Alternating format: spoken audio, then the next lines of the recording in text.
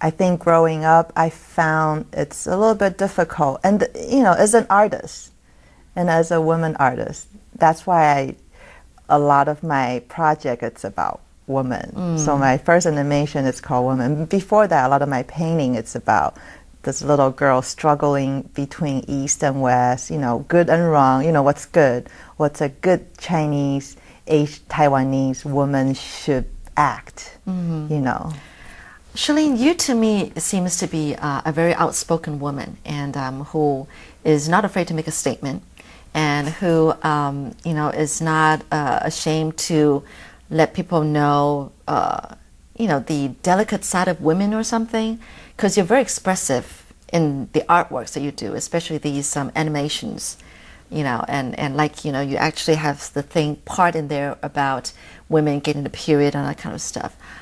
I would be kind of squeamish, because I don't know, but you're not afraid to express that. And I think eventually also in your other works, as time went on. Why this boldness? Do you think different cultures has affected you? Or is it your mother? Or is it the different countries you've lived in? And I know you've lived in the States. Have you also lived in Europe as well?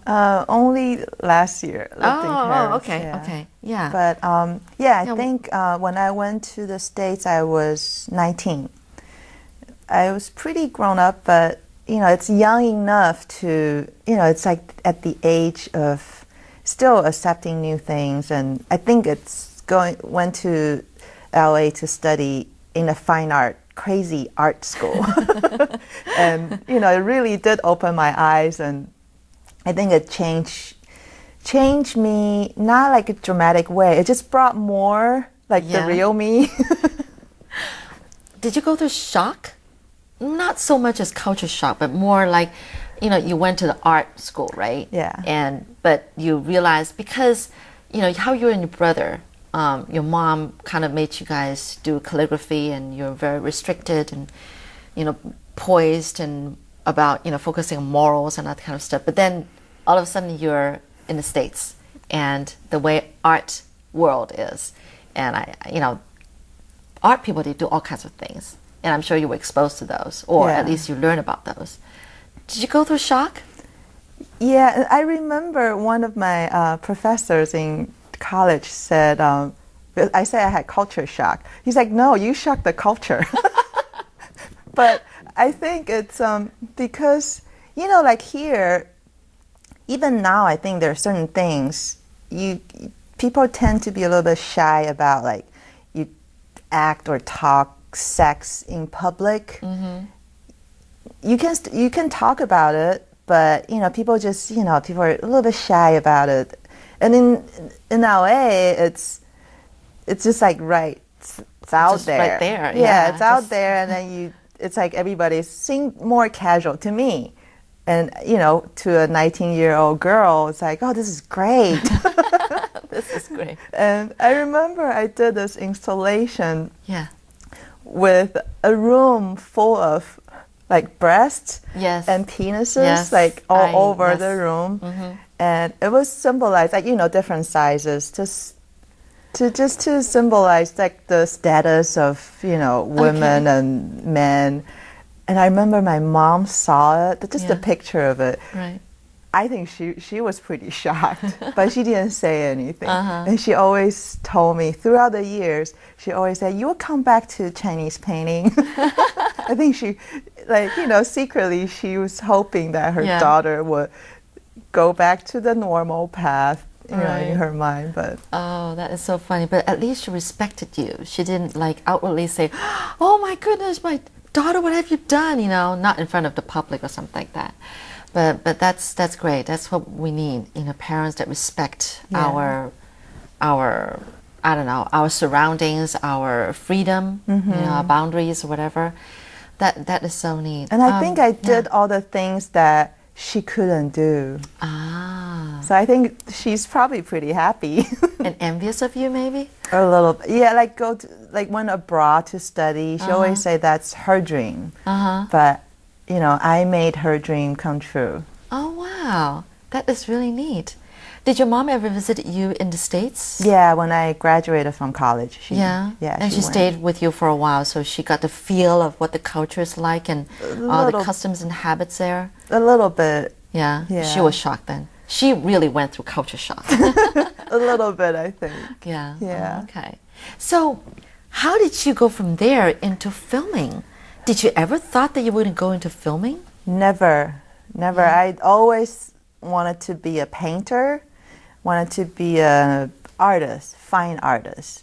Fine artist, it can, I did videos in college, but I always thought, okay, I can paint, I can draw, I can do installations, I can do videos, but these are just my medium, the medium I choose to express what I want to say.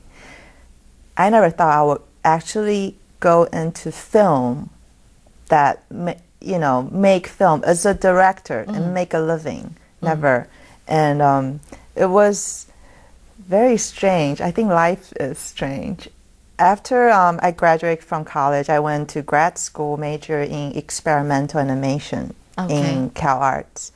And luckily, my graduate thesis, women, won a lot of awards from different festivals. And I won a lot of money.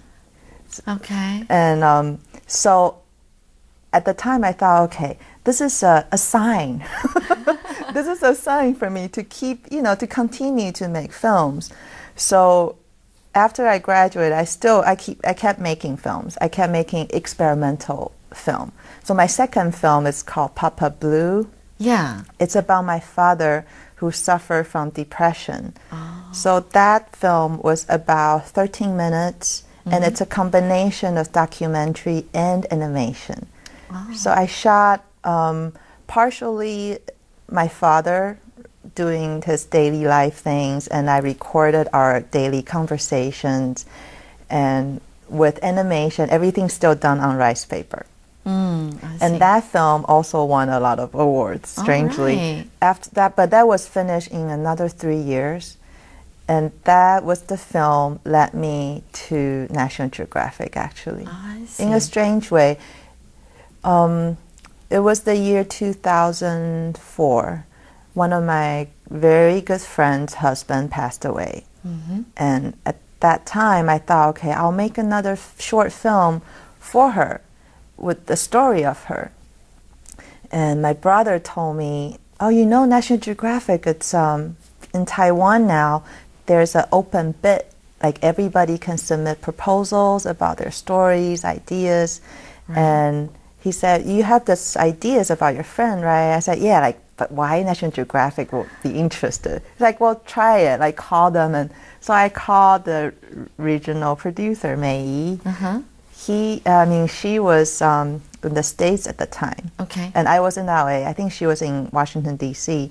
So I talked to her. She's like, yeah, it can be interesting if you make it into a broader, more religion, like the folk religion. So I make this short little personal story into a 1-hour documentary proposal. And I submitted and I got it. That was it. Then the next 8 years, I kept making documentaries. That's right. Well, we're going to talk more about Shirley's, these documentaries she's made all these years. But let's take a break here first.